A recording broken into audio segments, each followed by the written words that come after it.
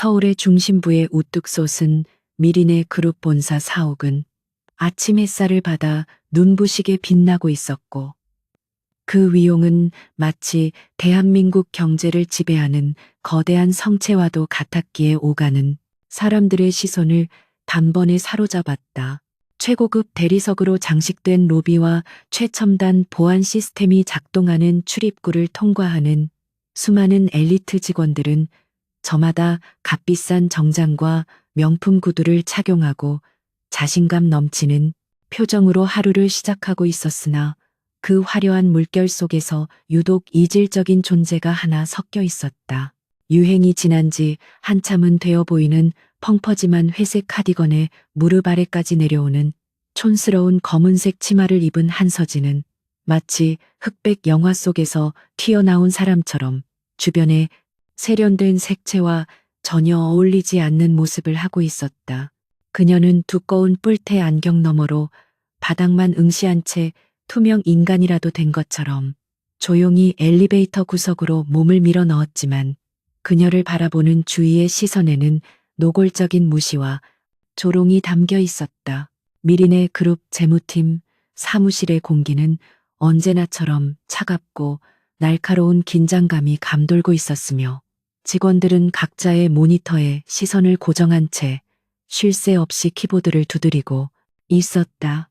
서진은 사무실 가장 안쪽에 볕이 잘 들지 않는 구석자리에 앉아 산더미처럼 쌓인 영수증과 서류들을 정리하고 있었는데, 이는 정규직 사원들이 귀찮아하며 미루어둔 허들의 실이 대부분이었다. 그녀의 책상 위에는 낡은 텀블러와 문구류 몇 개가 전부였고, 화려한 화장품이나 가족 사진으로 책상을 꾸민 다른 여직원들과는 대조적으로 삭막하기 그지없었다.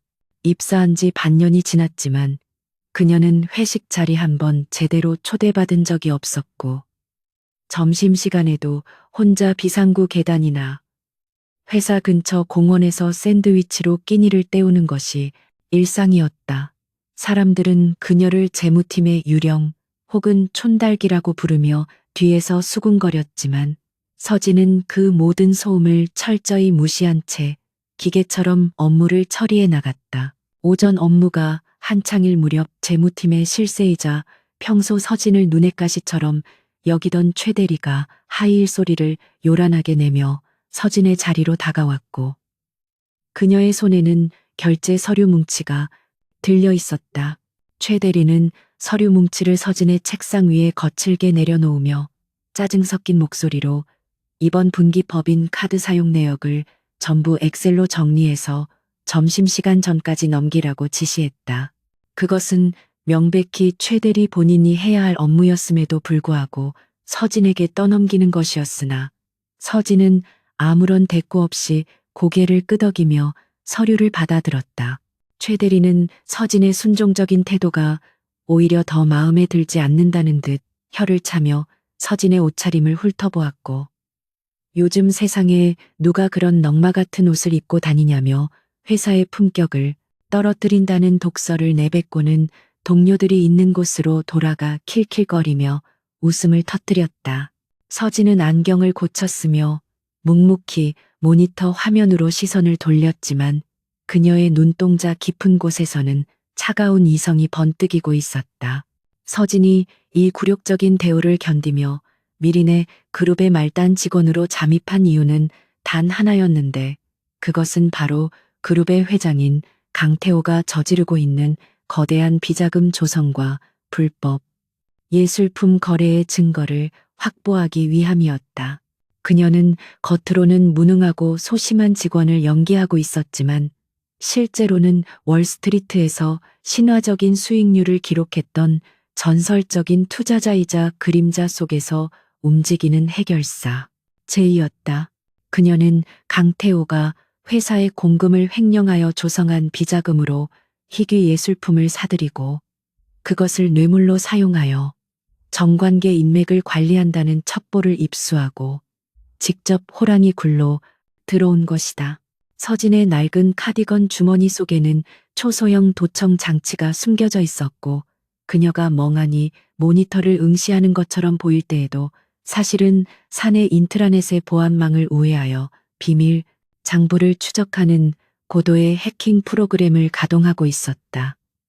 사람들은 그녀의 겉모습만 보고 판단했지만 그녀는 이 건물의 그 누구보다 위험하고 치명적인 존재였다. 그때 사무실 입구가 소란스러워지더니 재무팀장이 다급하게 직원들을 일으켜 세우며 정렬을 시켰고 곧이어 묵직한 발걸음 소리와 함께 강태호 회장이 수행비서들을 대동하고 나타났다. 강태호는 50대 중반의 나이에도 불구하고 탄탄한 체격과 날카로운 눈매를 유지하고 있었지만 그의 얼굴에는 오만함과 독선이 깊게 배어 있어 보는 사람으로 하여금 위압감을 느끼게 했다.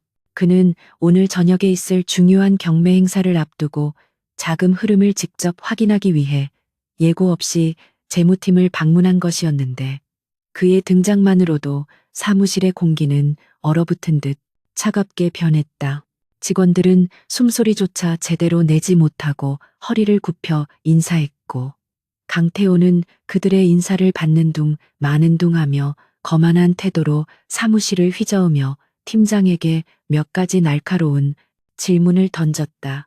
강태호의 시선이 사무실을 훑다가 구석에 처박혀 있는 서진에게 머물렀고 그의 미간이 순식간에 찌푸려지며 불쾌하다는 기색이 역력히 드러났다.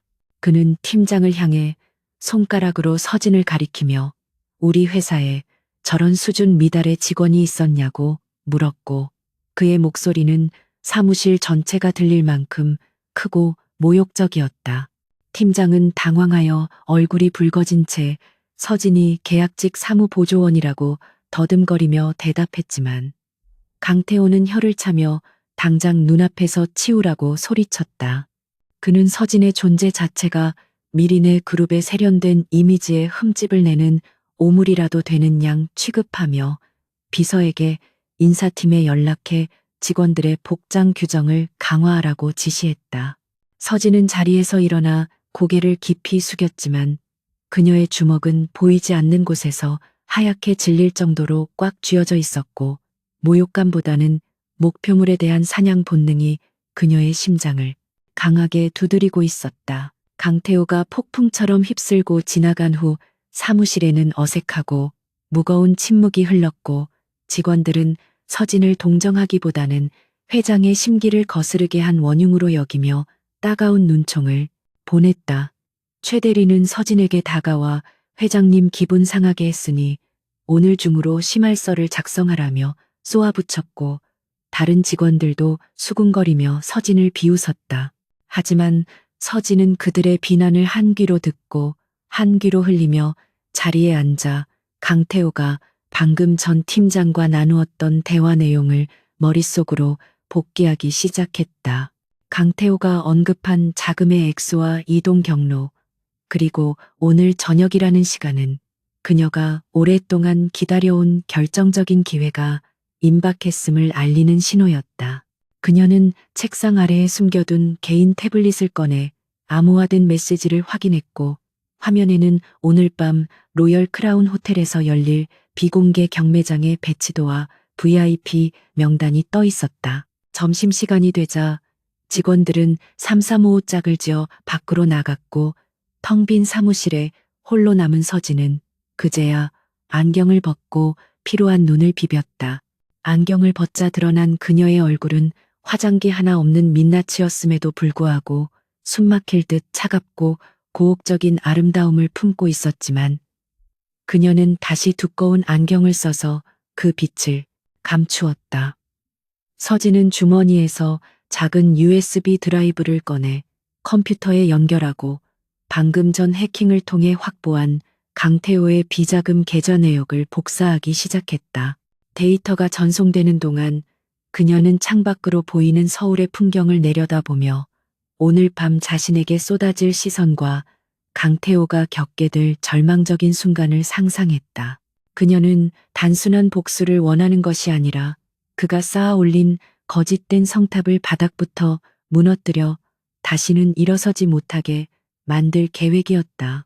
오후 업무 시간은 더디게 흘러갔고 서진은 최 대리가 시킨 엑셀 작업을 완벽하게 처리하여 넘겼지만 최 대리는 고맙다는 말 대신 트집을 잡으며 재수정을 요구했다. 서진은 군말 없이 다시 자리에 앉아 서류를 수정하면서도 머릿속으로는 오늘 밤 입을 드레스와 사용할 가명, 그리고 경매장에서 취해야 할 행동들을 시뮬레이션하고 있었다. 그녀의 이중 생활은 살얼음판을 걷는 것처럼 위태로웠지만 그 긴장감이야말로 그녀를 살아있게 만드는 원동력이었고, 그녀는 이 지루하고 모욕적인 낮의 시간을 밤의 화려한 비상을 위한 도움닫기로 삼고 있었다.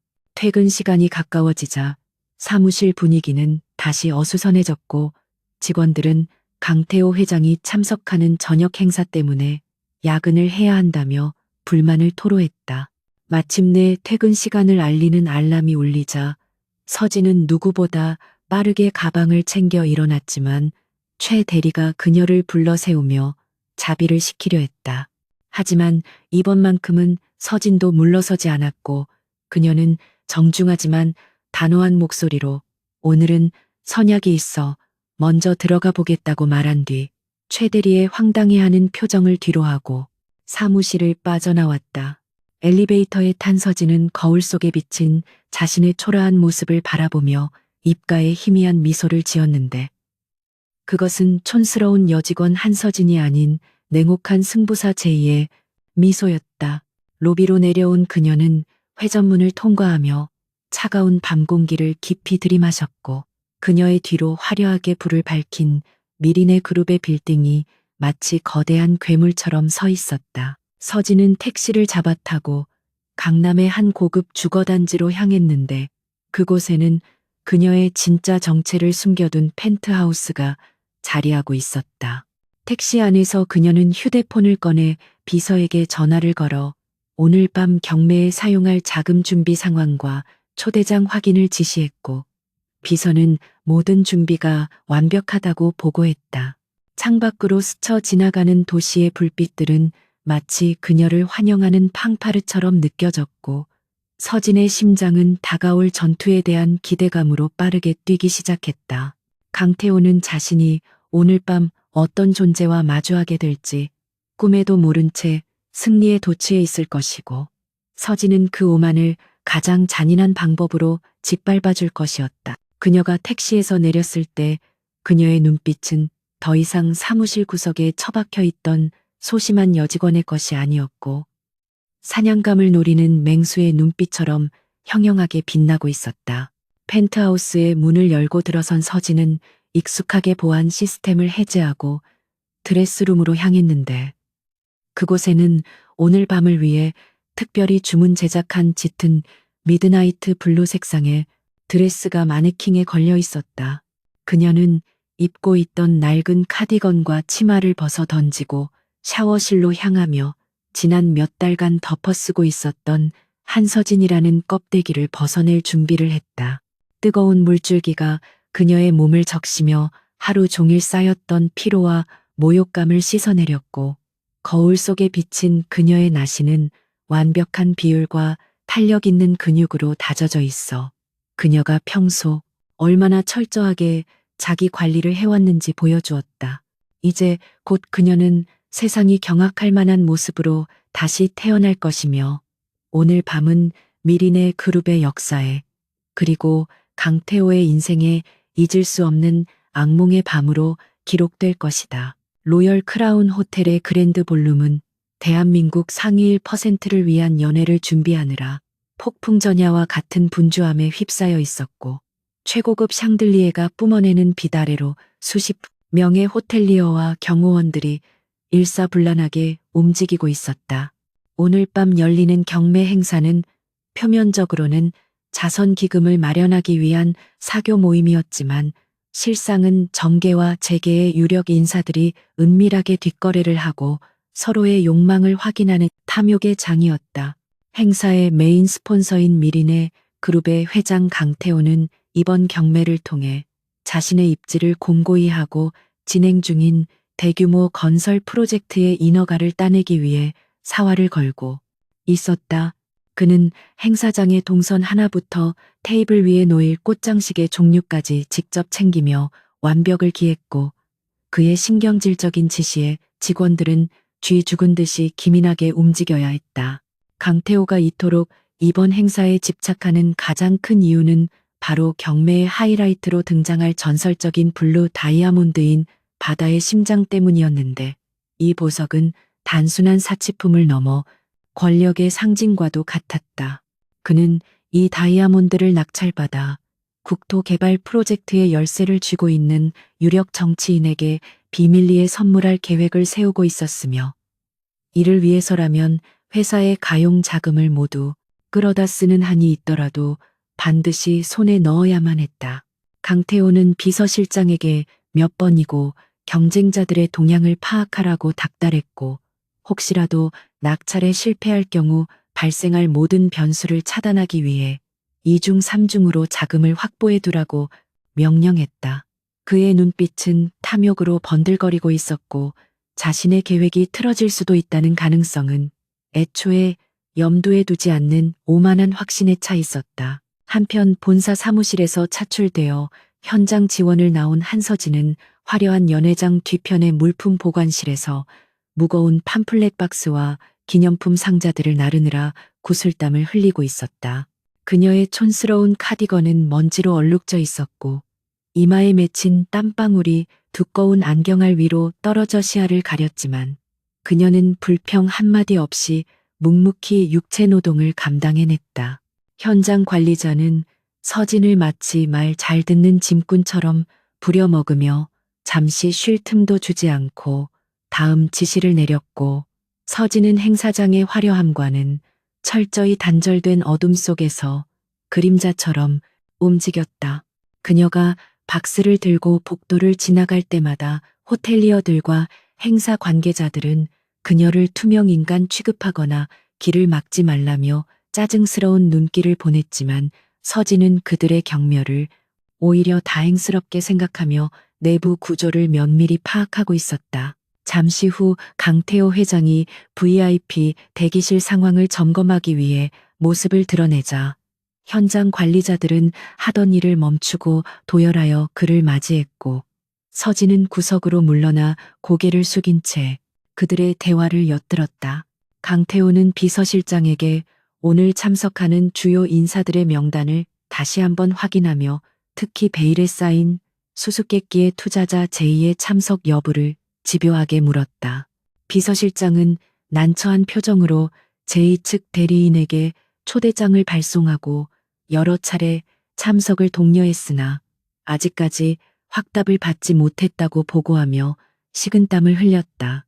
강태호는 제이가 보유한 막대한 자금력과 영향력을 의식하며 만약 그가 경쟁자로 나서게 된다면 골치 아픈 일이 벌어질 수 있음을 우려하고 있었기에 제이의 불참을 내심바라고 있으면서도 한편으로는 그의 정체를 확인하고 싶어하는 이중적인 심리를 보였다. 구석에 웅크리고 있던 서진은 강태호가 자신의 또 다른 이름인 제이를 언급하며 전전긍긍하는 모습을 보며 속으로 차가운 비소를 흘렸고 안경 너머의 눈동자는 서늘하게 빛났다. 그녀는 이미 일주일 전 자신의 펜트하우스로 배달된 최고급 엠보싱 처리가 된 초대장을 쓰레기통에 처박아 두었다가 오늘 아침에야 비로소 챙겨 나왔던 것이다. 강태호가 그토록 두려워하고 궁금해하는 거물이 바로 지금 자신의 눈앞에서 먼지를 뒤집어 쓴 채 박스를 나르고 있다는 사실을 알게 된다면 그의 표정이 얼마나 볼만하게 일그러질지 상상하는 것만으로도 서진은 묘한 쾌감을 느꼈다. 그녀는 짐짓힘에 붙이는 척하며 박스를 바닥에 내려놓고 숨을 골랐지만 그녀의 머릿속은 이미 오늘 밤 경매장에서 펼쳐질 치밀한 시나리오를 완성해 나가고 있었다. 그때 VIP 대기실 안으로 들어가려던 강태호가 문 앞에 서 있던 서진을 발견하고는 기분 나쁜 벌레라도 본 듯 미간을 찌푸리며 수행원들에게 소리를 질렀다. 그는 감히 회장이 지나가는 길목에 저런 지저분한 직원을 세워두어 기분을 망치게 하냐며 당장 눈에 띄지 않는 곳으로 치우라고 호통을 쳤고 관리자들은 허둥지둥 서진을 뒷문 쪽으로 밀어냈다. 서진은 거칠게 떠밀리면서도 고개를 숙여 죄송하다고 웅얼거렸지만 그녀의 손끝은 주머니 속에 있는 스마트폰의 녹음 버튼을 정확하게 누르고 있었다. 강태호의 폭언과 갑질은 나중에 그가 몰락했을 때 그를 더욱 비참하게 만들 증거 자료로 차곡차곡 수집되고 있었으며 서진은 이 모든 수모를 훗날을 위한 값진 투자의 과정이라고 여기며 묵묵히 견뎌냈다. 쫓겨나듯 화물용 엘리베이터 앞으로 온 서진은 주위를 살핀 후 잠시 벽에 기대어 휴식을 취하며 오늘 밤 경매에 나올 물품 리스트를 머릿속으로 다시 한번 복기했다. 바다의 심장은 17세기 인도 왕실에서 처음 발견된 이후 수많은 주인을 거치며 피와 비극의 역사를 간직한 저주받은 다이아몬드로 알려져 있었지만 그 영롱한 푸른 빛은 사람들의 이성을 마비시키는 마력을 지니고 있었다. 서진에게 그 보석은 단순한 수집품이 아니라 과거 강태호가 자신의 아버지를 함정에 빠뜨리고 회사를 가로챌 때 결정적인 역할을 했던 불법 자금의 원천과 깊은 관련이 있는 물건이었다. 그녀는 오늘 밤 그 보석을 강태호의 눈앞에서 가로채는 것으로 복수의 서막을 알리고 그가 가장 원했던 순간에 가장 큰 절망을 안겨줄 계획이었다. 오후 늦게 리허설이 시작되자 행사장 내부는 조명과 음향을 체크하는 소리로 더욱 요란해졌고 보안 요원들은 출입 통제를 강화하며 외부인의 접근을 철저히 차단했다.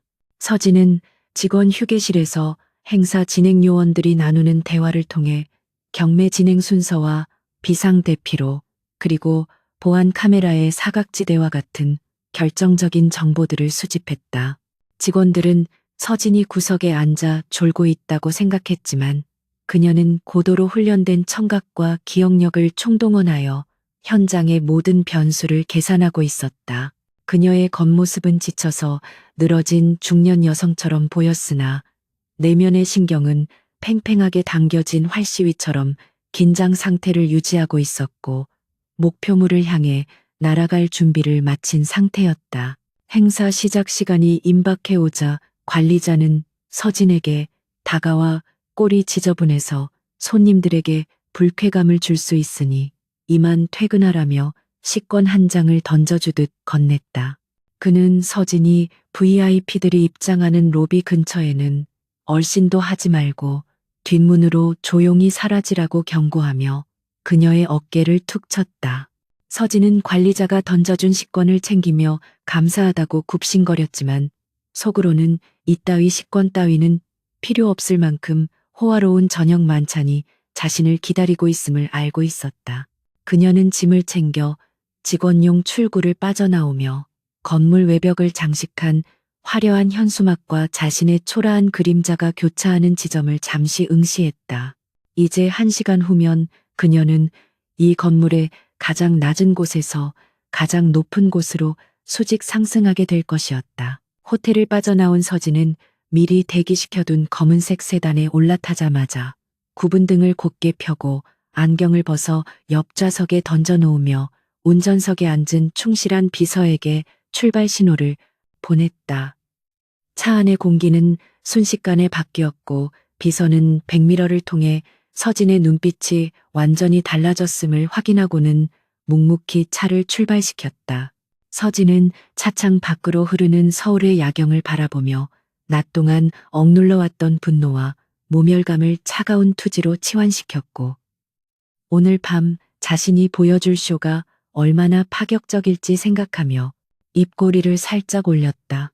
그녀는 휴대폰을 들어 스위스 은행의 비밀 계좌 잔고를 확인하고 강태호가 상상조차 할 수 없는 액수의 자금이 오늘 밤 경매장을 휩쓸 준비가 되어 있음을 다시 한번 체크했다. 차가 강남의 펜트하우스 주차장으로 들어서는 동안 서진은 비서로부터 강태호가 현재 매우 초조해하고 있다는 보고를 받았고 이는 그녀의 계획대로 모든 것이 흘러가고 있음을 의미했다.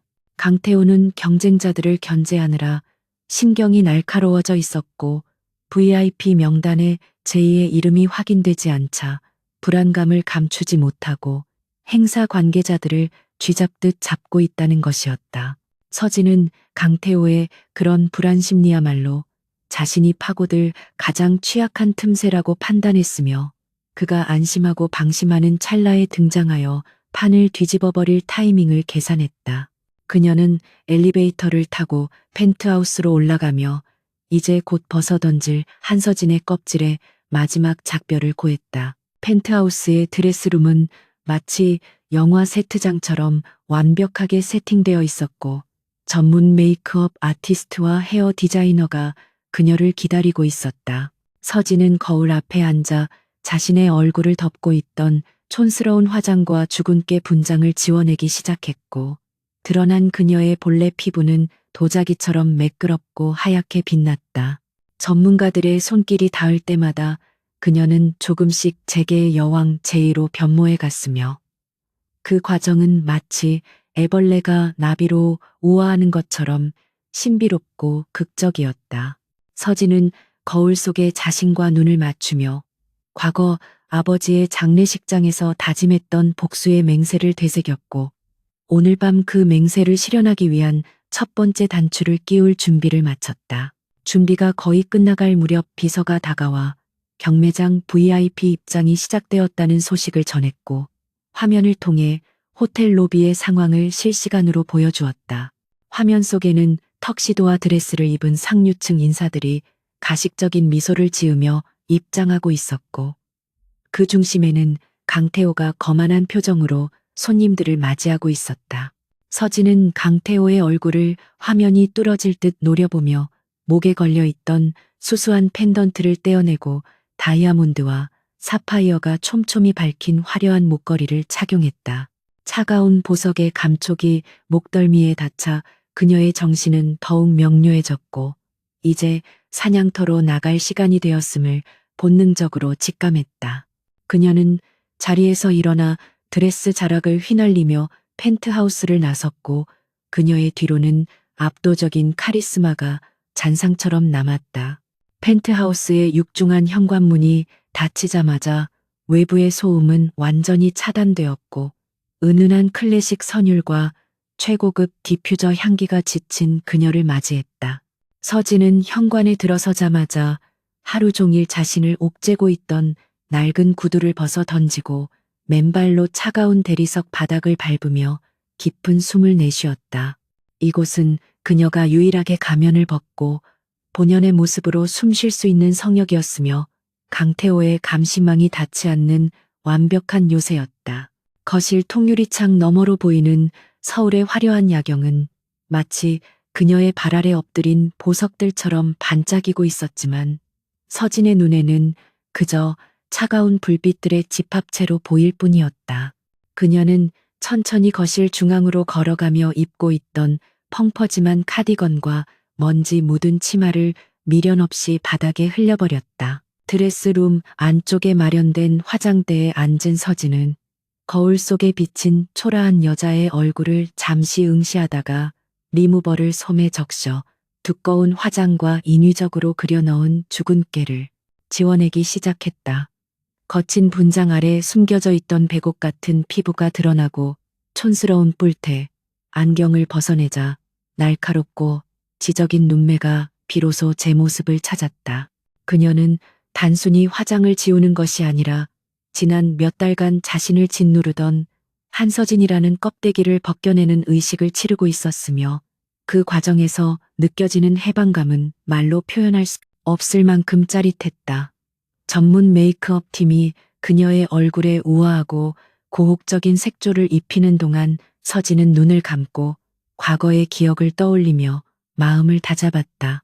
강태호는 과거 서진의 아버지를 배신하고 회사를 가로챈 뒤 그 충격으로 아버지가 쓰러지자 조문조차 오지 않았던 냉혈한이었으며 그날의 기억은 서진의 가슴 속에 지울 수 없는 흉터로 남아 있었다. 아버지의 장례식장에서 어린 서진은 눈물 대신 복수를 맹세했고 홀로 미국으로 건너가 뼈를 깎는 노력 끝에 월스트리트의 거물 제이로 다시 태어났다. 그녀가 굳이 말단 직원으로 위장 취업하여 강태호의 곁을 맴돈 것은 그를 법적으로 처벌하는 것만으로는 성에 차지 않았기 때문이었으며 그가 가장 자랑스러워하는 모든 것을 철저히 파괴하고 싶었기 때문이었다. 오늘 밤은 그 긴 복수의 여정에서 가장 화려하고 잔혹한 하이라이트가 될 것이며 서진은 그 순간을 위해 자신의 영혼까지 걸었다. 메이크업과 헤어 세팅이 끝나자 디자이너들이 조심스럽게 꺼내 온 드레스는 마치 밤하늘을 그대로 오려낸 듯 깊고 푸른빛이 감도는 미드나이트 블루 컬러의 실크 드레스였다. 과감하게 파인 등 라인과 몸매의 굴곡을 따라 흐르는 우아한 실루엣은 서진의 관능미를 극대화해 주었고 움직일 때마다 은은하게 반짝이는 비즈 장식은 밤하늘의 은하수를 연상케 했다. 서진이 드레스를 입고 전신 거울 앞에 서자 그곳에는 낮 동안 굽신거리던 촌스러운 여직원은 온데간데 없고 세상을 발 아래 두고 호령할 듯한 기품 넘치는 여왕만이 존재했다. 그녀는 자신의 달라진 모습을 만족스럽게 바라보며 차가운 금속성의 감촉이 느껴지는 다이아몬드 목걸이를 목에 걸었고 보석보다 더 차가운 눈빛으로 거울 속의 자신과 마주했다. 낡고 굽 낮은 단화 대신 12cm 굽의 크리스털 힐을 신자 그녀의 시야는 한층 높아졌고 발끝에서부터 전해지는 긴장감은 그녀의 전투 본능을 일깨웠다. 서진은 손목에 찬 최고급 시계를 확인하며 경매 시작 시간이 임박했음을 인지했고 비서가 건네주는 클러치 백을 받아들며 마지막으로 옷매무새를 점검했다. 이 클러치 백 안에는 강태호를 나락으로 떨어뜨릴 결정적인 증거 파일이 담긴 USB와 막대한 자금을 움직일 수 있는 블랙카드가 들어있었기에 그 어떤 무기보다 강력했다. 그녀는 이제 더 이상 숨을 필요가 없었고 당당하게 빗속으로 걸어 들어가 강태호의 오만한 눈동자에 공포가 서리는 것을 지켜볼 준비를 마쳤다. 서진이 거실을 가로질러 현관으로 향하자 대기하고 있던 수행원들이 정중하게 허리를 숙여 문을 열었고 그녀는 망설임 없는 발걸음으로 전용 엘리베이터에 올랐다. 초고속으로 하강하는 엘리베이터 안에서 서진은 잠시 눈을 감고 호흡을 가다듬으며 오늘 밤 자신이 연기해야 할 제이의 페르소나를 완벽하게 장착했다. 제이는 감정에 휘둘리지 않는 냉철한 사업가이자 누구도 범접할 수 없는 아우라를 가진 인물이어야 했기에 서진은 마음속에 남아있는 일말의 연민이나 망설임을 모두 지워버렸다.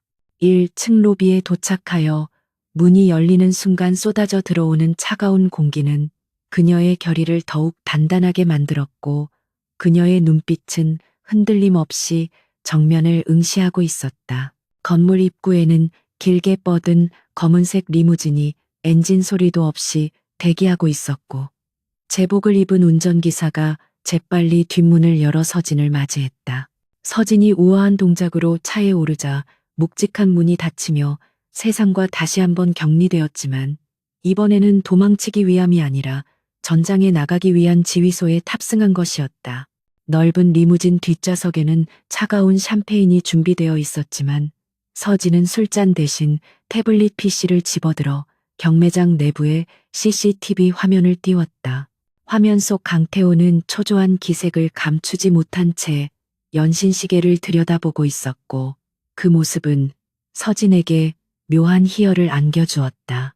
차는 부드럽게 미끄러지듯 도로 위를 달리기 시작했고 서울의 밤거리는 그녀의 화려한 등장을 예고하듯 불빛을 반짝였다. 차창 밖으로 스쳐 지나가는 풍경들은 낮에 버스를 타고 출근하며 보았던 것들과 같았지만 지금 서진이 느끼는 감정은 천지 차이였다. 불과 몇 시간 전까지만 해도 그녀는 사람들의 눈을 피해 움츠러들어야 했던 존재였지만 지금은 이 도시의 질서를 뒤흔들 수 있는 힘을 가진 포식자가 되어 있었다. 그녀는 강태호가 자신을 처음 마주했을 때 지을 표정을 상상하며 입가에 차가운 미소를 머금었고 그가 촌스러운 여직원 한서진과 눈앞의 제의를 연결짓지 못해 혼란스러워할 순간을 고대했다.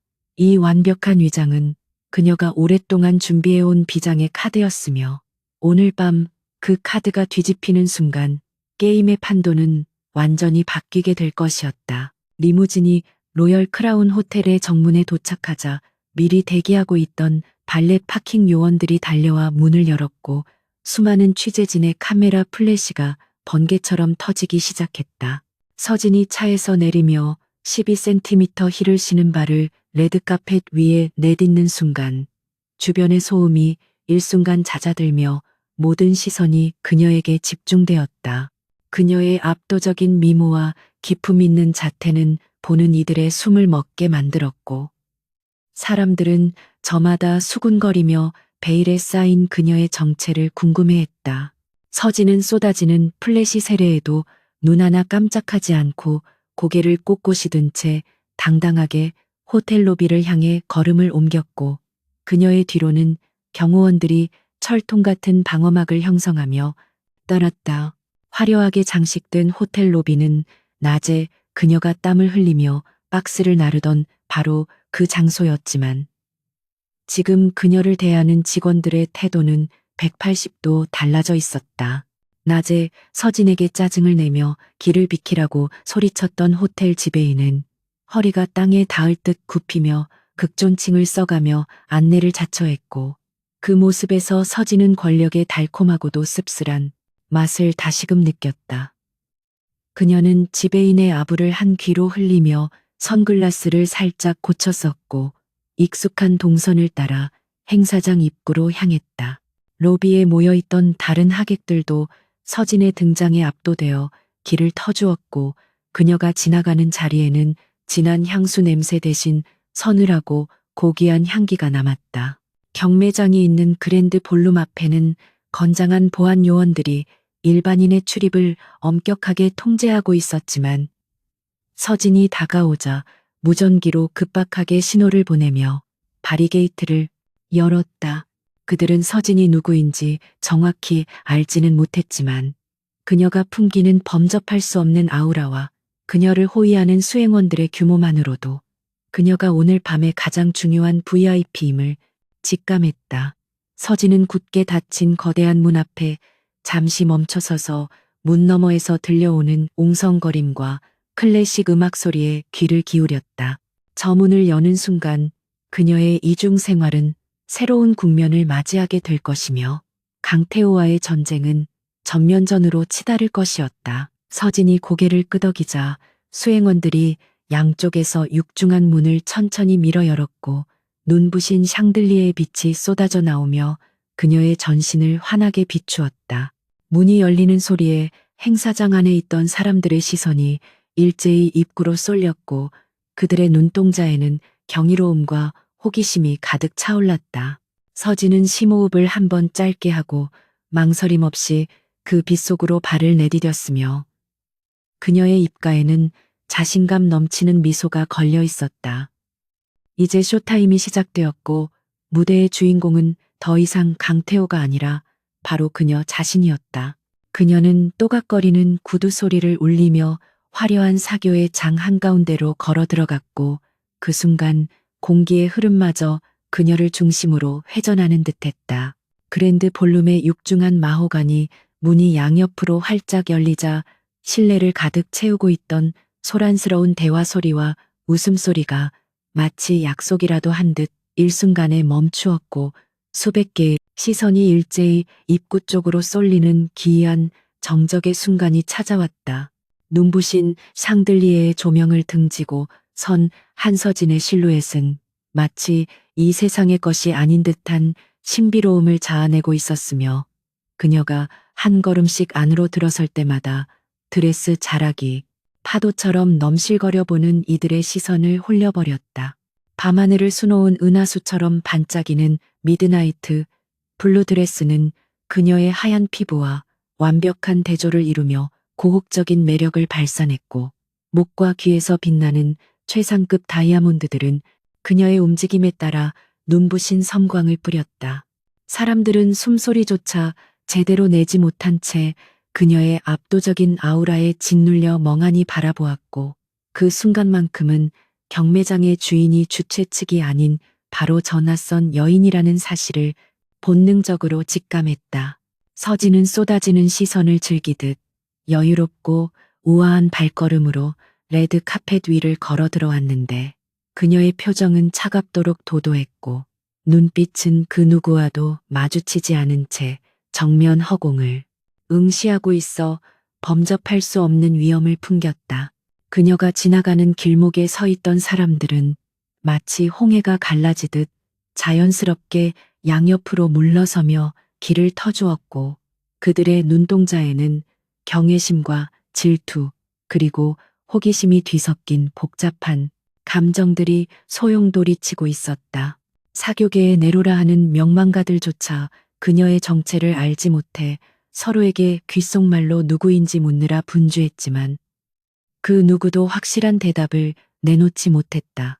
서진은 콧대 높은 귀부인들의 시기, 어린 시선과 남성들의 노골적인 감탄을 모두 무시한 채 오직 자신의 목표물인 VIP석 중앙 테이블을 향해 곧게 걸어갔고 그 당당함은 좌중을 압도하기에 충분했다. 한편 연회장 중앙에서 국토부 장관과 담소를 나누며 거만한 웃음을 터뜨리고 있던 강태호 회장은 갑작스럽게 찾아온 정적의 의아함을 느끼고 고개를 돌렸다가 입구에서 걸어오는 서진을 보고는 그 자리에서 얼어붙고 말았다.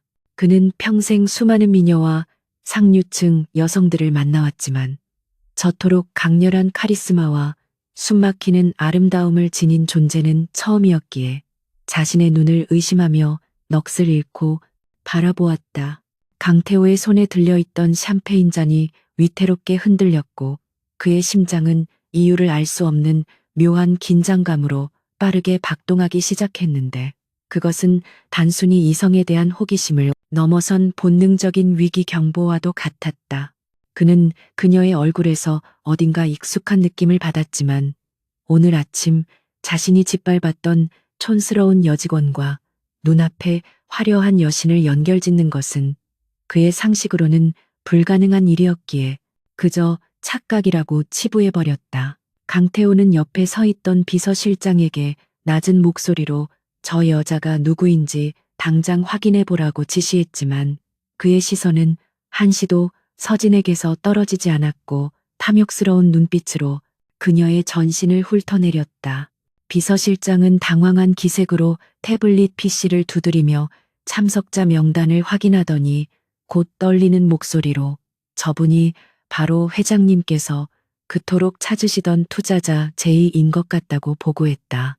그 말을 들은 강태호의 눈동자가 크게 확장되었고 그는 믿을 수 없다는 듯 다시 한번 서진을 바라보며 그녀가 가진 막대한 자본력과 영향력을 떠올리고는 마른 침을 삼켰다. 만약 저 여자가 소문으로만 듣던 큰손 제이가 확실하다면 그는 반드시 그녀를 자신의 편으로 만들어야 했기에 강태호는 흐트러진 옷매무새를 가다듬고 가장 매력적이고 권위 있는 표정을 지어 보이며 그녀에게 다가갈 준비를 했다. 서진은 자신을 향해 걸어오는 강태호의 모습을 곁눈질로 확인했지만 짐짓 그를 보지 못한 척하며 수행원이 빼주는 의자에 우아하게 앉았고 다리를 꼬고 앉아 턱을 치켜든 채 무대를 바라보았다. 그녀의 심장 박동은 겉모습과 달리 격렬하게 요동치고 있었지만 그것은 두려움 때문이 아니라 원수를 눈앞에 둔 사냥꾼의 흥분과 분노가 뒤섞인 감정 때문이었다. 불과 몇 시간 전까지만 해도 자신을 벌레 보듯 무시하며 모욕을 주었던 자가 이제는 아부와 호의를 가장한 가면을 쓰고 다가오는 꼴을 보니 구역질이 치밀어 올랐지만 서진은 차가운 이성으로 감정을 억누르며 완벽한 포커페이스를 유지했다. 그녀는 오늘 밤 강태호가 자신에게 굽실거리는 모습을 최대한 즐긴 뒤 가장 결정적인 순간에 그를 지옥으로 떨어뜨릴 계획이었기에 지금의 이 연극을 철저하게 수행해야만 했다. 강태호는 사람들의 시선을 의식하며 자신만만한 걸음으로 서진의 테이블로 다가왔고 그녀의 앞에 서서 정중하게 허리를 굽히며 명함을 건네는 제스처를 취했다. 그는 자신이 대한민국 재계서열 상위권에 있는 미린의 그룹의 회장임을 강조하며 그녀와 인사를 나누고 싶다는 뜻을 밝혔지만 서진은 그가 내민 명함을 쳐다보지도 않은 채 싸늘한 침묵으로 일관했다. 강태호의 굳어가는 미소와 민망해하는 손동작을 지켜보던 주변 사람들은 숨을 죽이며 이 기묘한 대치 상황을 흥미진진하게 관전했고 경매장 안에는 팽팽한 긴장감이 감돌았다. 서진은 천천히 고개를 돌려 선글라스 너머의 차가운 눈빛으로 강태호를 응시했고 그 시선은 마치 해부학 교실의 시체를 내려다보는 듯 감정이 배제된 건조함 그 자체여서 강태호를 당황하게 만들었다. 강태호는 생전 처음 겪어보는 무시와 냉대에 얼굴이 붉게 달아올랐지만 상대가 그토록 고대하던 거물제이였기에 화를 낼 수도 없는 난처한 상황에 처했고 억지로 웃음을 유지하려 애썼다. 그는 헛기침을 하며 다시 한번 정중하게 자신을 소개하고 오늘 행사의 취지와 경매 물품들에 대해 설명하려 했지만 서진은 손을 가볍게 들어 그의 말을 끊어버렸다. 그녀는 입술을 떼어 처음으로 입을 열었는데 그 목소리는 낮고 허스키하면서도 뼛속까지 스며드는 냉기를 품고 있어 듣는 이들을 전율케 했다. 서진은 강태호에게 자신은 비즈니스 파트너를 찾으러 온 것이 아니라 오직 물건을 사러 왔을 뿐이니 방해하지 말고 물러가라는 뜻을 명확하게 전달했고 그 태도는 오만함의 극치였다. 서진의 단호한 거절에 강태호는 자존심에 큰 상처를 입었지만 주변의 시선 때문에 겉으로는 태연한 척하며 알겠다고 고개를 끄덕이고는 물러날 수밖에 없었다.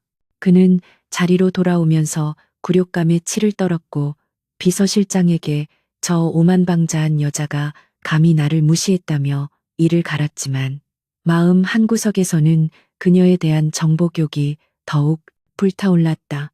강태호는 원래 가질 수 없는 것에 더 집착하는 성향을 가진 인물이었기에 서진의 차가운 태도는 오히려 그의 승부욕을 자극했고 어떻게든 그녀를 굴복시켜 자신의 발 아래 무릎 꿇리겠다는 비틀린 욕망을 품게 만들었다.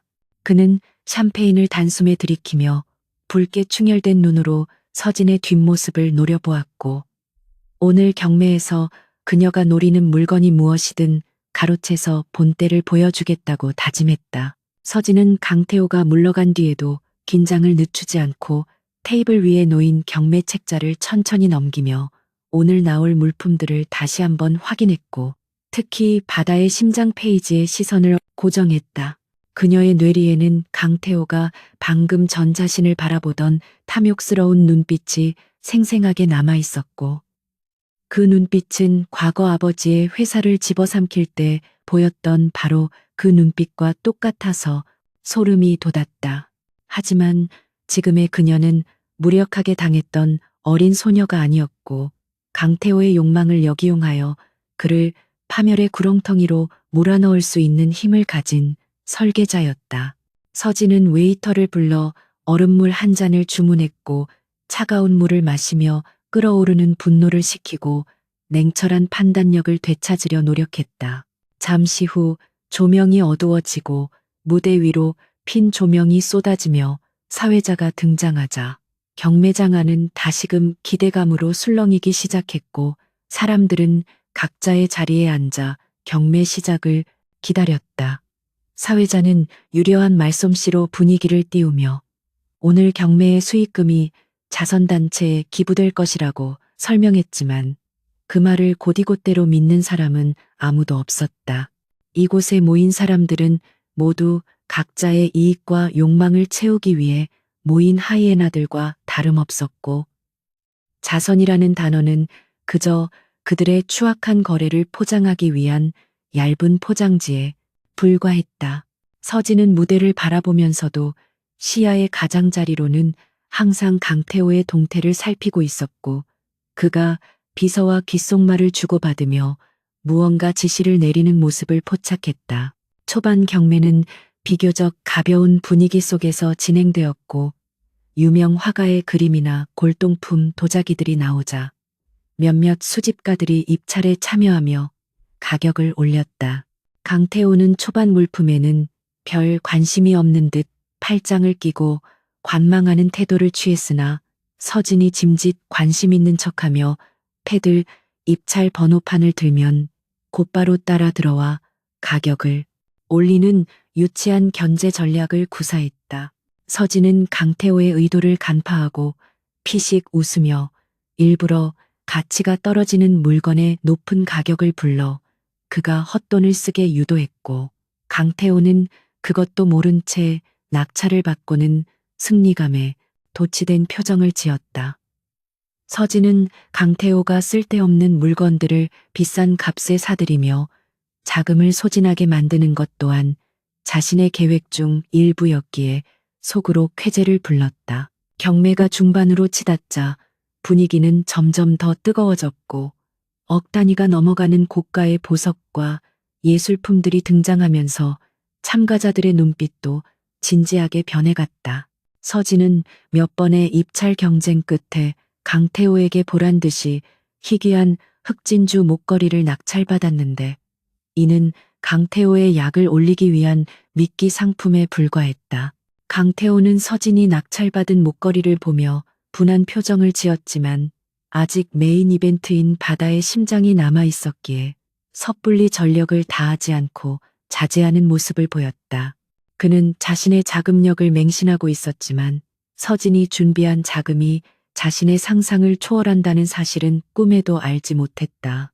서진은 잠시 화장실을 다녀오겠다며 자리에서 일어났고 그녀가 움직이자 강태호의 시선도 자연스럽게 그녀를 따라 움직였지만 그녀는 아랑곳하지 않고 유유히 홀을 빠져나갔다. 화려한 화장실 거울 앞에서 서진은 자신의 얼굴을 점검하며 흐트러진 머리카락을 정리했고 거울 속에 자신에게 넌 할 수 있다고 속삭이며 최면을 걸었다.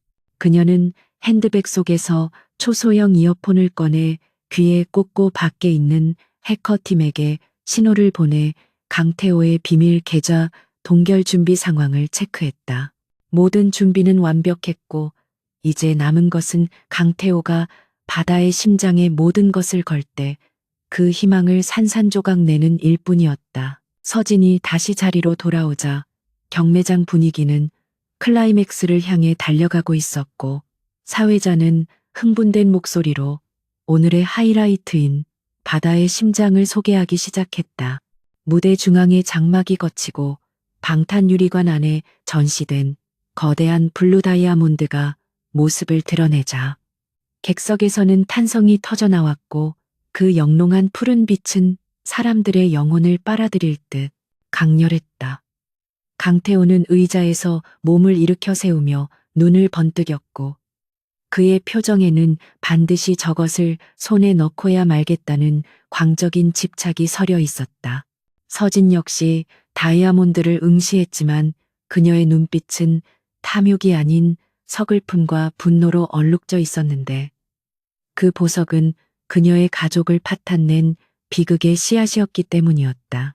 사회자가 경매 시작가를 부르자마자 여기저기서 패들이 올라가며 가격은 순식간에 천정부지로 치솟았고 초반부터 치열한 경쟁이 펼쳐졌다. 강태호는 경쟁자들을 기선 제압하기 위해 처음부터 파격적인 금액을 제시하며 분위기를 주도하려 했고 많은 참가자가 그의 기세에 눌려 포기하기 시작했다.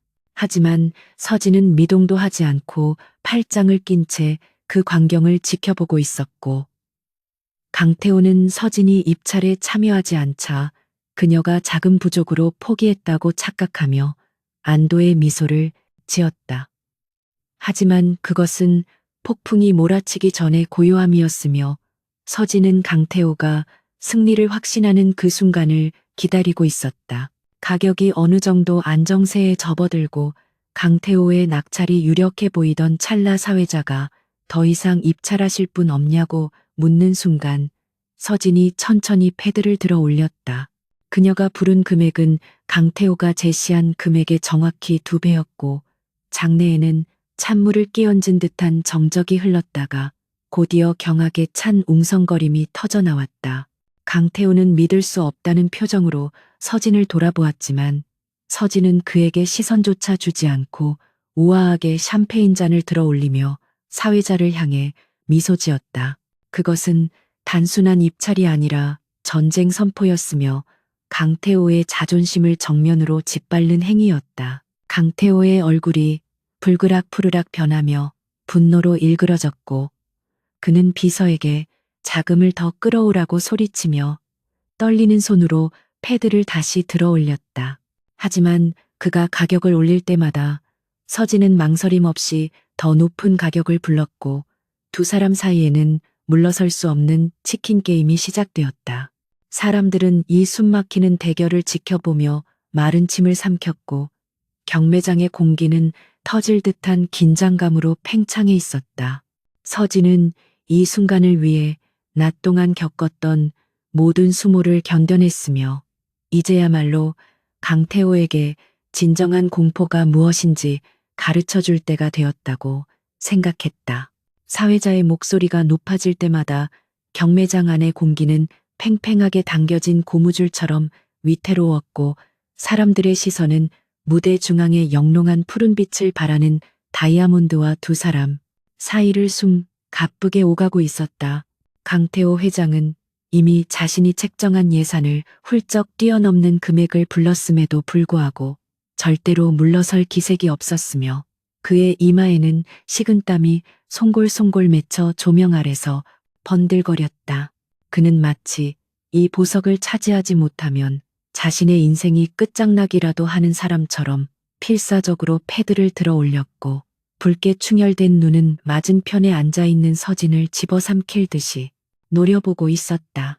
하지만 서진은 그 살기등등한 시선을 여유로운 미소로 받아치며 우아하게 샴페인 잔을 기울였고 그녀의 태연함은 강태호의 이성을 더욱 빠르게 마비시키는 기폭제가 되고 있었다. 강태호가 비서실장이 만류할 틈도 없이 거칠게 패드를 들어 올리며 500억이라는 천문학적인 액수를 외치자 장내에는 경악에 찬 탄성이 터져 나왔고 사회자조차 순간적으로 말을 잇지 못할 만큼 충격적인 금액이었다. 강태호는 거친 숨을 몰아쉬며 이것으로 상황이 종료되었다고 확신했고 승리감에 도취되어 서진을 향해 비릿한 비웃음을 날리며 이제 그만 포기하라는 무언의 압박을 가했다. 그러나 그 오만함이 채 가시기도 전에 서진은 눈 하나 깜짝하지 않고 패드를 가볍게 흔들며 차분하지만 또렷한 목소리로 1천억을 불렀고 그 순간 경매장은 마치 찬물을 끼얹은 듯 정막에 휩싸였다가 곧이어 폭발적인 웅성거림으로 가득 찼다. 그것은 단순한 가격 경쟁을 넘어선 자본의 폭력이자 강태호의 자존심을 짓밟아 으깨버리는 잔혹한 선고와도 같았다. 강태호의 얼굴은 순식간에 흑빛으로 변했고 믿을 수 없다는 듯 입을 벌린 채 멍하니 서진을 바라보다가 이내 분노로 온몸을 부들부들 떨기 시작했다. 그는 당장 가용할 수 있는 현금이 바닥났음을 깨닫고 다급하게 비서실장의 멱살을 잡으며 당장 재무팀에 연락해 비자금 계좌를 열라고 고함을 쳤지만 비서실장은 창백한 얼굴로 고개를 저을 뿐이었다. 주변의 귀빈들은 품위 있는 사교의 장에서 추태를 부리는 강태호를 보며 혀를 찾고 그들의 시선 속에 담긴 경멸과 조롱은 강태호를 더욱 미치게 만들었다. 그는 자신의 권력과 재력이 한낱 휴지 조각처럼 구겨지는 것을 느끼며 극심한 공포와 패배감에 휩싸였지만 여기서 물러나면 끝장이라는 생각에 이성을 잃고 비명을 지르듯 다시 한번 가격을 올리려 했다. 서진은 발악하는 강태호의 추한 모습을 차가운 눈으로 내려다보며 테이블 위에 놓여있던 클러치백에서 천천히 무언가를 꺼냈는데 그것은 다이아몬드나 보석이 아닌 낡고 투박한 검은색 뿔테 안경이었다. 그녀는 화려한 드레스와 전혀 어울리지 않는 그 안경을 느릿한 동작으로 착용했고 고개를 살짝 숙여 안경 너머로 강태호를 응시하는 특유의 각도를 만들어 보였다. 그것은 매일 아침 사무실 구석에서 강태호가 지나갈 때마다 그를 올려다보던 쭈구리 여직원 한서진의 습관적인 제스처였으며 그녀의 입가에는 사무실에서 늘 짓고 있던 비굴한 미소 대신 서늘하고 섬뜩한 조소가 걸려 있었다.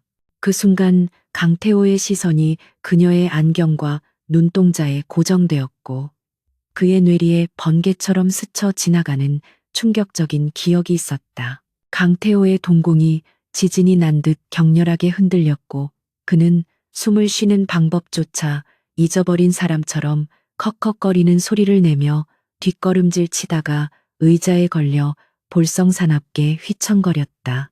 화려한 조명 아래 앉아있는 고귀한 여신과 오늘 아침 자신이 촌스럽다며 모욕하고 벌레 취급했던 말단. 직원의 이미지가 완벽하게 겹쳐지는 순간 그는 머리를 둔기로 얻어맞은 듯한 충격에 휩싸여 아무런 말도 할 수 없었다. 분명히 아침까지만 해도 자신의 발 아래 엎드려 있던 하찮은 존재가 지금은 감히 범접할 수 없는 위치에서 자신을 내려다보고 있다는 사실은 그의 인지 부조화를 일으켰고 공포는 발끝에서부터 머리끝까지 순식간에 차올랐다. 그는 떨리는 손가락으로 서진을 가리키려 했지만 손에 힘이 들어가지 않아 허공을 허우적거릴 뿐이었다. 서진은 경악에 질린 강태호를 향해 소리 없는 입모양으로 멍청이라고 속삭이며 사회자에게 낙차를 확정하라는 신호를 보냈고 사회자는 망설임 없이 경매봉을 3번 두드려 제2의 낙차를 선언했다. 탕탕탕 하는 경쾌한 소리가 경매장에 울려 퍼지는 순간 강태호는 다리에 힘이 풀려 주저앉고 말았고 그를 지탱하고 있던 오만과 허세의 탑은 모래성처럼 허무하게 무너져 내렸다. 사람들은 승자인 서진에게 우레와 같은 박수를 보내며 환호했지만 패배자인 강태호에게는 차가운 무관심과 비웃음만이 돌아왔고 그는 바닥에 주저앉은 채 넋이 나간 표정으로 서진을 올려다보았다. 그것은 단순한 경매의 패배가 아니라 그가 평생을 바쳐 쌓아 올린 세계가 그녀의 손바닥 안에서 놀아나고 있었음을 깨닫는 절망의 순간이었다. 서진은 자리에서 일어나 우아한 걸음으로 패배감에 젖어 있는 강태호의 앞으로 다가갔고 그의 곁을 지키던 수행원들은 그녀의 압도적인 기세에 눌려 길을 비켜줄 수밖에 없었다. 그녀는 바닥에 주저앉은 강태호의 눈높이에 맞춰 허리를 숙이고는 그가 아침에 자신에게 했던 말을 그대로 되돌려주듯 귓가에 낮게 속삭였는데 그 목소리는 지옥에서 들려오는 심판의 소리처럼 차갑고 명료했다. 내일 아침 회의 시간에 뵙겠습니다. 회장님이라는 그녀의 짧은 인사는 강태호의 심장을 얼어붙게 만들었고 서진은 대답조차 못하고 입만 뻐끔거리는 그를 뒤로 한 채 미련 없이 몸을 돌려 경매장을 빠져나갔다. 그녀의 뒷모습은 승리자의 여유와 위엄으로 빛나고 있었고 강태호는 그 자리에 남겨진 채 굴욕감에 몸서리쳤다. 경매장 밖으로 나온 서진은 대기하고 있던 리무진에 오르며 손에 들고 있던 낡은 안경을 차창 밖으로 던져버렸고 그것은 아스팔트 바닥에 부딪혀 산산조각이 났다. 그것은 이제 더 이상 한서진이라는 가면 뒤에 숨지 않겠다는 선언이자 내일부터 시작될 본격적인 전쟁의 서막을 알리는 행위였다. 차 안에서 그녀는 비서에게 내일 아침 이사회 소집을 공지하고 확보해둔 강태호의 비리 장부를 언론에 터뜨릴 준비를 하라고 지시했다. 밤하늘을 올려다보는 서진의 눈빛은 그 어느 때보다 맑고 강렬하게 빛나고 있었으며 그녀는 이제 사냥감이 덫에 걸려들었으니 숨통을 끊어놓는 일만 남았음을 직감했다. 경매가 끝난 직후 호텔 정문 앞은 패배의 쓴잔을 마신 강태호 회장의 절규로 아수라장이 되어 있었고 그는 체면도 잊은 채 멀어지는 서진의 리무진을 향해 달려들려 했으나 건장한 경호원들에게 가로막혀 바닥으로 내동댕이 쳐졌다. 그는 흙투성이가 된 고급 정장을 털어낼 생각도 하지 못한 채 멍한 눈으로 리무진의 붉은 미등이 어둠 속으로 사라지는 것을 지켜보았고 그의 머릿속은 방금 전 경매장에서 겪었 충격적인 반전과 수치심으로 인해 뒤죽박죽 엉켜버려 정상적인 사고가 불가능했다. 자신이 그토록 무시하고 짓밟았던 말단 여직원이 사실은 자신을 파멸시키기 위해 찾아온 저승사자였다는 사실은 그의 자존심을 난도질했을 뿐만 아니라 영혼마저 갉아먹는 공포로 다가왔다. 강태호는 떨리는 손으로 휴대폰을 꺼내 정계와 재계의 유력 인사들에게 전화를 걸어 도움을 요청하려 했으나 수화기 너머에서는 연결이 되지 않거나 싸늘한 거절의 메시지만이 돌아올 뿐이었다. 이미 경매장에서의 추태와 패배 소식은 빛의 속도로 퍼져나갔고 권력의 생리를 누구보다 잘 아는 하이에나들은 추락하는 사자에게서 등을 돌리고 있었던 것이다. 악몽과도 같은 밤이 지나고 밝아온 아침의 미린의 그룹 본사는 평소와 다름없이 분주하게 돌아가고 있었지만 공기 중에는 원인을 알 수 없는 묘한 불안감이 감돌고 있었고 직원들은 삼삼오오 모여 웅성거리고 있었다. 특히 재무팀 사무실은 무단결근한 한서진과 아침부터 연락이 두절된 강태호 회장의 소식으로 인해 벌집을 쑤셔놓은 듯 소란스러웠으며 최 대리는 서진의 텅 빈 자리를 노려보며 분통을 터뜨리고 있었다. 최 대리는 서진이 어제 시킨 업무가 하기 싫어 도망친 것이 분명하다며 동료들에게 그녀의 무책임함을 성토했고 회장님의 심기를 건드린 주제에 감히 잠적을 했다며 해고 처리를 해야 한다고 목소리를 높였다. 하지만 그녀는 자신이 지금 비난하고 있는 그 대상이 오늘 아침 이 회사의 운명을 결정짓기 위해 오고 있다는 사실을 꿈에도 모른 채 자신의 무덤을 파는 말들을 쏟아내고 있었다. 오전 9시가 되자 정적을 깨고 회사 로비 앞에는 검은색 고급 세단 10여 대가 줄지어 도착했고 차문이 열리며 검은 양복을 입은 수행원들이 도열하는 진풍경이 벌어졌다. 직원들이 호기심 어린 눈으로 창밖을 내다보는 사이 가장 중심에 있던 차량에서 한서진이 내렸는데 그녀는 어제의 화려한 드레스 대신 날카로운 재단이 돋보이는 순백의 정장, 슈트를 입고 있었다.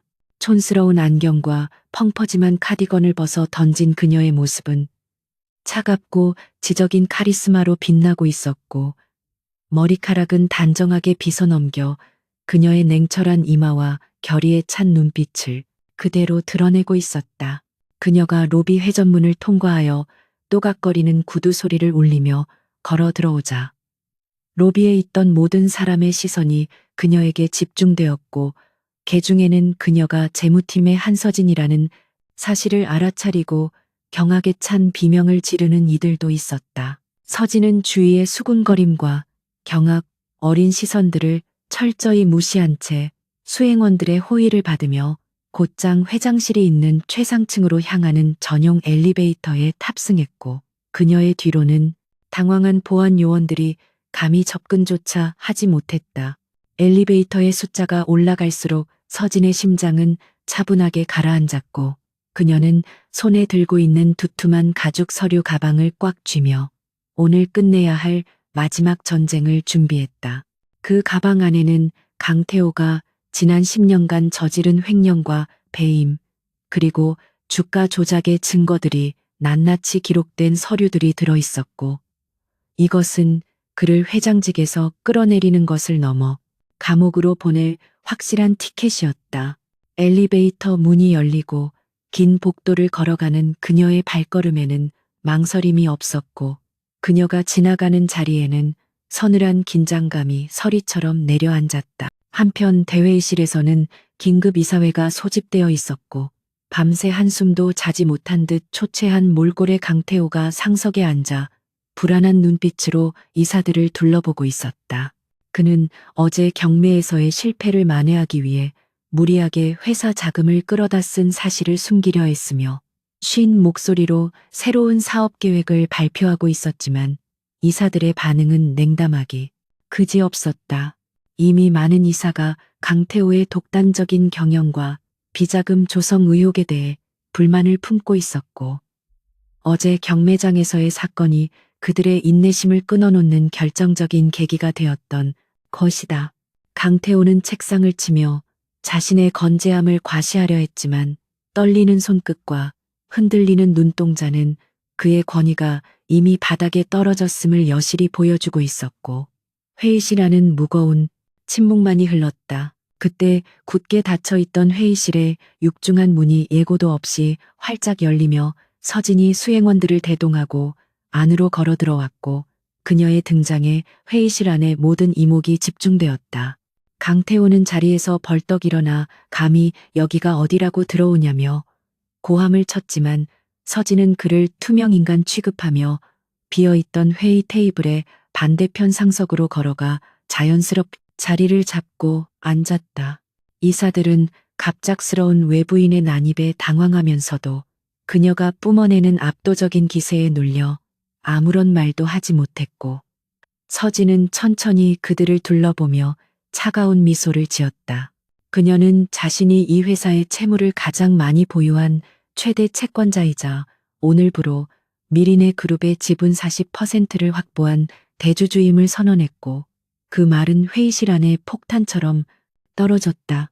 강태호는 얼굴이 붉게 달아올라 서진을 손가락질하며 거짓말하지 말라고 소리쳤지만, 서진은 비서에게 눈짓하여 준비해온 서류들을 이사들 앞에 던지듯 배포했다.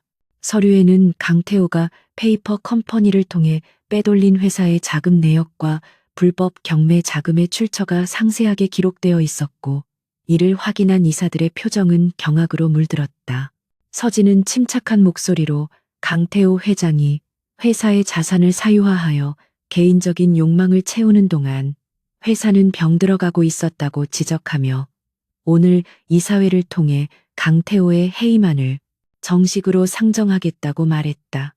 그녀의 논리 정연하고 힘있는 발언에 이사들은 동요하기 시작했고, 강태호의 편에 섰던 사람들조차 명백한 증거 앞에서는 고개를 돌릴 수밖에 없었다. 궁지에 몰린 강태호는 이성을 잃고 서진에게 달려들려 했지만, 대기하고 있던 서진의 경호원들에게 제압당해 바닥에 무릎을 꿇는 굴욕적인 꼴을 당했다.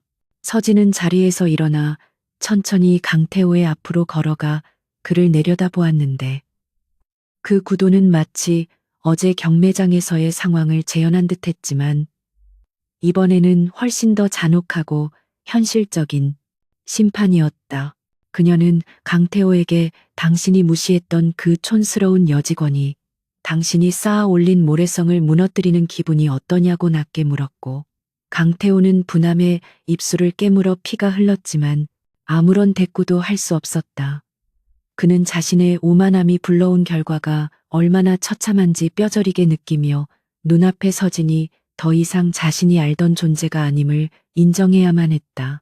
회의실 밖에서 사이렌 소리가 들려오더니 곧이어 검찰 수사관들이 들이닥쳐 강태호에게 특정 경제범죄, 가중처벌 등에 관한 법률 위반 혐의로 체포영장을 제시했다.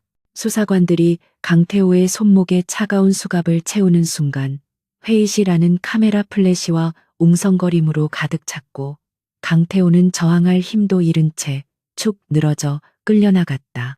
서진은 끌려가는 강태호의 뒷모습을 끝까지 응시하며 10년간 가슴속에 품어왔던 복수의 칼날을 거두었고, 마침내 아버지의 영정 앞에 떳떳할 수 있게 되었다는 생각에 깊은 안도에 한숨을 내쉬었다. 미리네 그룹의 절대 권력자였던 강태호의 시대는 그렇게 허무하게 막을 내렸고, 새로운 주인의 등장을 알리는 서막이 열렸다. 상황이 정리된 후 서진은 재무팀 사무실로 발걸음을 옮겼고, 그녀가 나타나자 사무실은 찬물을 끼얹은 듯 조용해졌다. 최 대리를 비롯해 평소 그녀를 괴롭혔던 직원들은 사색이 되어 고개를 들지 못했고, 서진은 자신의 짐을 챙기기 위해 낡은 책상으로 다가갔다. 그녀는 두려움에 떨고 있는 최 대리의 어깨를 가볍게 톡톡 두드리며, 사람을 겉모습으로만 판단하는 버릇은 고치는 게 좋을 것이라는 충고를 남겼는데 그 목소리는 화를 내는 것보다 훨씬 더 큰 공포를 안겨주었다. 최 대리는 다리가 풀려 자리에 주저앉았고 서진은 미련 없이 사무실을 빠져나오며 지난 반년간의 이중 생활에 종지부를 찍었다. 강태호 회장이 검찰 수사관들에게 양팔을 붙들려 질 끌려 나간 직후 미린의 그룹의 본사는 그야말로 벌집을 쑤셔놓은 듯한 혼란의 도가니에 빠졌고 주가는 곤두박질치기 시작했으며 직원들은 앞날에 대한 불안감으로 일손을 놓은 채 뉴스 속보만을 지켜보고 있었다. 회사의 머리가 잘려나간 초유의 사태 속에서 구심점을 잃은 임원들은 서로 책임을 떠넘기기에 급급했고 누구 하나 나서서 이 난국을 수습하려는 자가 없었기에 회사는 침몰하는 배와도 같았다. 이때 혼란스러운 대회의실의 상석을 지키고 있던 한서진은 차갑게 식은 커피를 한 모금 마신 뒤 마이크를 잡고 침착하지만 위험 있는 목소리로 장례를 정리하기 시작했고 그녀의 목소리는 스피커를 통해 건물 전체로 울려 퍼졌다. 그녀는 자신이 최대 주주로서 비상 경영 체제를 선포하며 동요하는 직원들을 안심시켰고 그녀의 단호한 태도는 마치 폭풍우 속에서 방향을 잡는 선장처럼 사람들에게 기이한 신뢰감을 심어주었다. 서진은 곧바로 구조조정위원회를 발족하고 지난 수년간 강태호의 하수인 노릇을 하며 회사 돈을 빼돌리고 불법을 자행했던 부패한 임원들의 명단을 책상 위에 올려놓았는데 그 리스트는 그녀가 말단 직원으로 잠입해 있는 동안 뼈를 깎는 인내심으로 수집해온 살생부였다. 그녀의 호출을 받고 회장실로 불려온 비리 임원들은 서진의 앞에 무릎을 꿇고 살려달라고 애원하거나 자신은 시키는 대로 했을 뿐이라며 비겁한 변명을 늘어놓았지만 서진의 눈빛에는 일말의 자비도 서려 있지 않았. 그녀는 법과 원칙에 따라 그들의 사표를 수리하는 것을 넘어 횡령한 자금에 대한 환수 조치와 형사 고발을 동시에 진행했고 미린의 그룹의 썩은 환부를 도려내는 대수술을 집도했다. 이 과정에서 서진이 보여준 냉철한 판단력과 과감한 실행력은 혀를 내두를 정도였고 사람들은 그녀를 피도 눈물도 없는 철의 여인이라고 부르며 경외했다. 하지만 서진은 무자비한 칼날을 휘두르기만 한 것이 아니라 그동안 강태호의 독단적인 경영에 반기를 들었다가 한직으로 밀려났던 양심적인 직원들과 능력 있는 인재들을 다시 불러들여 그들에게 합당한 지위와 권한을 부여했다. 그녀는 특히 재무팀 구석에서 묵묵히 자신의 일을 하던 성실한 김 부장을 눈여겨보고 있었는데 그는 과거 서진이 곤란한 상황에 처했을 때 유일하게 도와주었던 인물이자 강태호의 비리에 끝까지 타협하지 않았던 사람이었다. 서진은 김 부장을 새로운 전문 경영인 후보로 지명하며 그에게 무너진 회사의 기강을 바로잡고 투명한 경영 시스템을 구축해 줄 것을 정중하게 부탁했다. 하루아침에 파격적인 승진을 하게 된 김 부장은 당황하여 손사래를 쳤지만 서진은 그가 가진 올곧은 신념이 지금의 미린의 그룹에 가장 필요한 덕목이라며 그의 손을 따뜻하게 잡아주었다. 서진은 회장실의 넓은 창가에 서서 발 아래 펼쳐진 서울의 풍경을 내려다보았는데 이곳은 불과 며칠 전까지만 해도 강태호가 자신의 욕망을 채우기 위해 세상을 내려다보던 탐욕의 공간이었지만 이제는 주인이 바뀌어 정화의 공간으로 변모하고 있었다. 그녀는 책상 위에 놓여있던 강태호의 명패를 쓰레기통에 던져버리고 자신의 아버지의 사진을 잠시 꺼내어 어루만지며 긴 독백을 속삭였다. 아버지의 억울함을 풀고 회사를 되찾겠다는 일념 하나로 달려온 지난 10년의 세월이 주마등처럼 스쳐 지나갔고 복수가 끝난 자리에는 허무함보다는 깊은 안도감과 해방감이 차올랐다. 그녀는 이제 과거의 그림자에서 벗어나 자신의 삶을 살아야 할 때가 왔음을 직감했고 미린의 그룹의 회장이라는 자리는 그녀에게 맞는 옷이 아님을 알고 있었다. 일주일 후 열린 임시 주주총회에서 서진은 모두의 예상을 뒤엎고 경영권 포기를 선언하여 장래를 술렁이게 만들었는데 그녀는 자신이 경영보다는 투자와 감시에 더 적합한 사람이라고 스스로를 규정했다.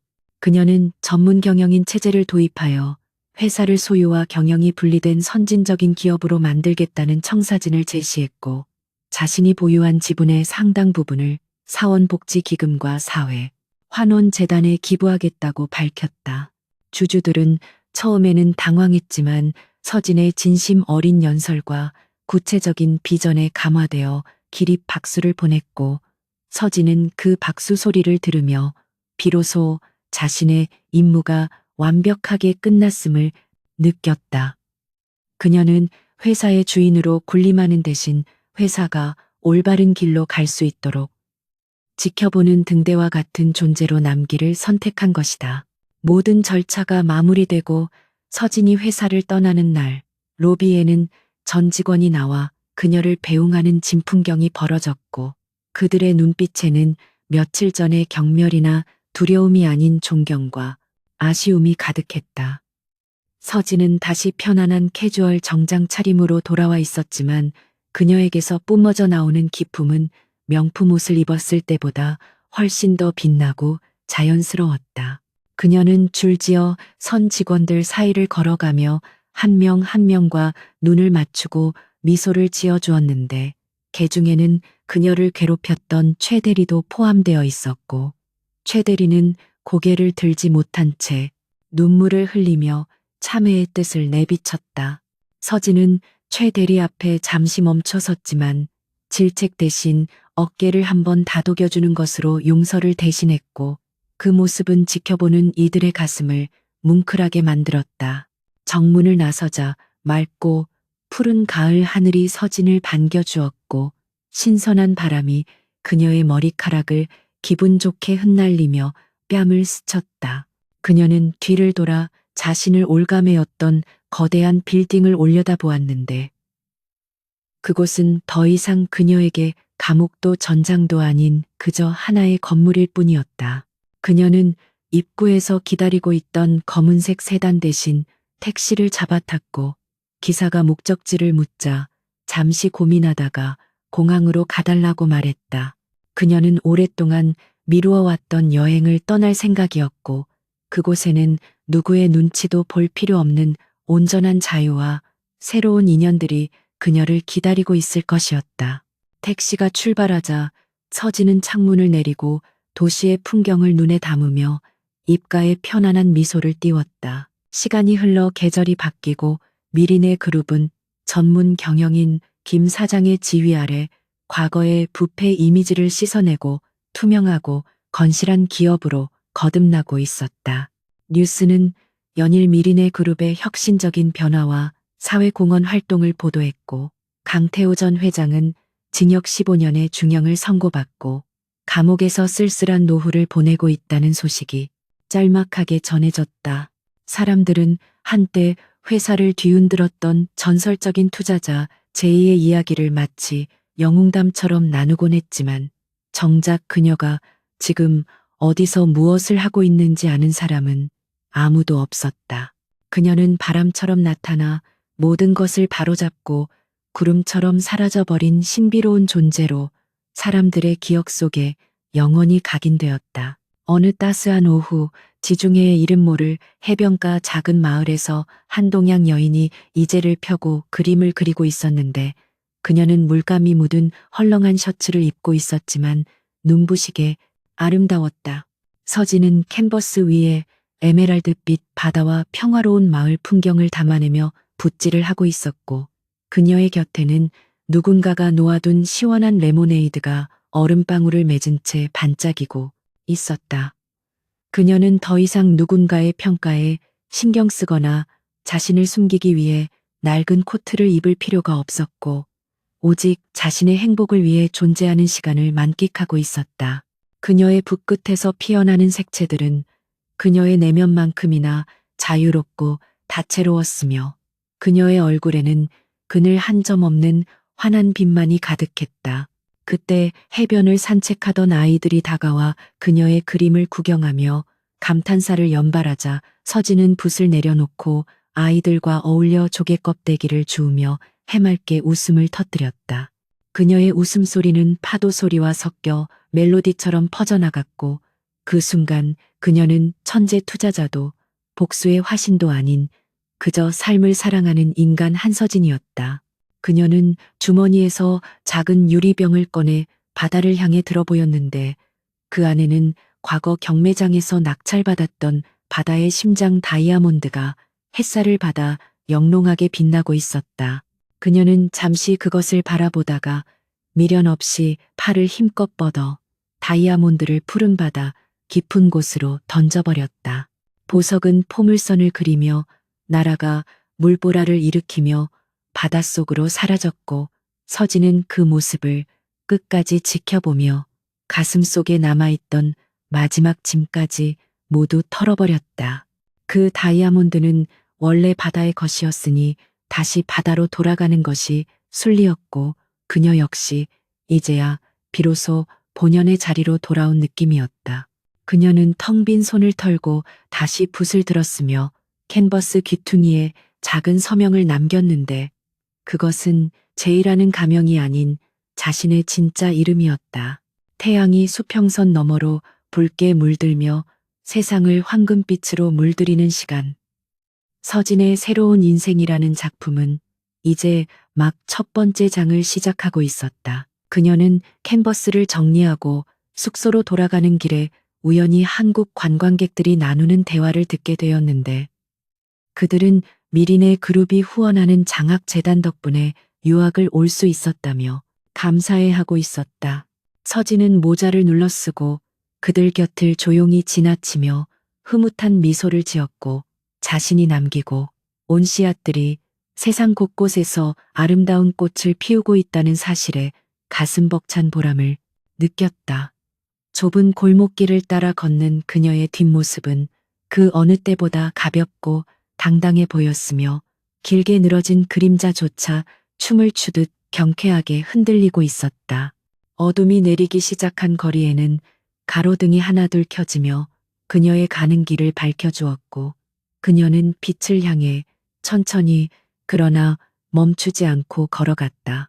밤이 깊어지자 마을은 고요한 정적에 잠겼지만 서진의 방 창문에서는 늦은 시간까지 은은한 불빛이 새어나오고 있었고 그녀는 새로운 내일을 계획하며 일기장에 하루를 기록하고 있었다.